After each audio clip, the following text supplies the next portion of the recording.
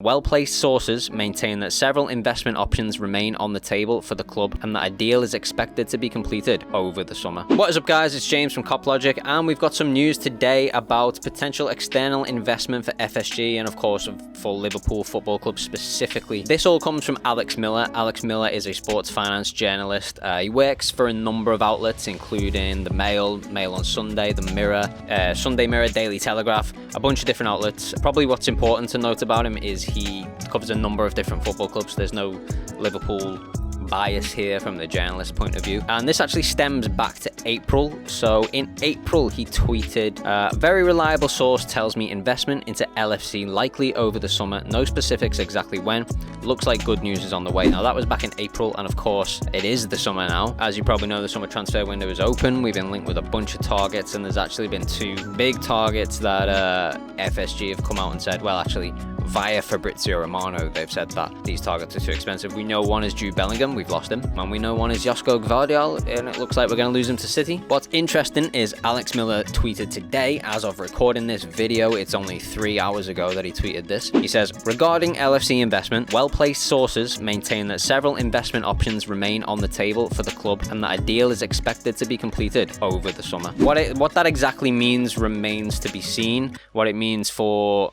the football club, because external investment, that could be investment into the squad, into players, or it could just be investment into the stadium. Now obviously they're currently expanding the Anfield Road stand, they've already done the main stand, could be further investment just into the stadium. It really depends who these external investment parties are and what it is they want out of it. If they're looking to turn a profit, if they're looking to invest in the club in regards to, for example, if it was someone coming in to take a partial stake in the club with a view to take it over after their FSG moved on, I think that would be most promising, because then you would feel like, well, they actually will want to invest in the team and in the squad. What this really stems down to is who is investing, how much are they investing, and what are they investing it in? Where is this money going? Hopefully, you know, as fans, we want it to go on players, but there's every chance they invest into the brick and mortar, the actual stadium, because ultimately when FSG decide to sell the club, that's, you know, if they've improved the stadium, which they have been doing already, then it's going to be worth a lot more money.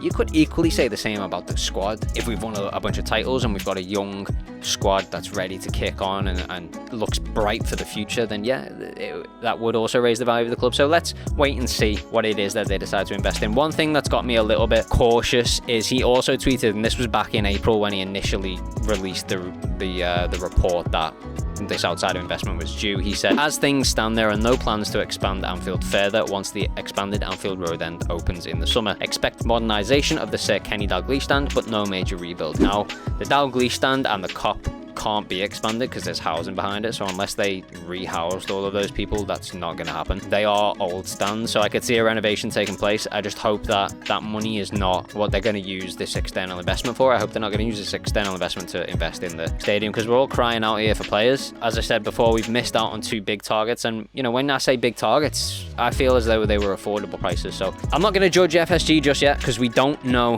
who these investors are, how much money it's going to be, and what they're going to use it on. So I guess let's wait and see. All I'll say is don't get too excited just yet, but it's promising news in terms of the club and the future for the club. One thing I will say is the summer transfer window is already open. That's already underway, so I don't expect any of this to impact the summer transfer window unless all of a sudden they announce this external investment like tomorrow. I would expect if this is completed over the summer, it's not something we'll see really until potentially January, potentially next season. Let's wait and see what happens on this, but it's something to keep an eye on, because of course any investment is a good thing for the club in one way or another. We pray it's for players. Let's just pray it's for players. But on players, if you are still watching, let me give you a final update on what's going on with Khéphren Thuram. We believe a base price has been agreed upon with Nice, between Nice and Liverpool. You probably already know if you've been tuned into the channel that the player side is done. Personal terms are agreed, but we believe now that the club and Nice themselves have agreed on an initial price. There's just a disagreement over add-ons and the actual structure of the deal, so there is still work to do, but Liverpool are hopeful that they can get it done before the Euro start. I'm hopeful they can get it done before the Euro start, because the sooner is in the better, and we can move on to the next target. Things look hopeful there.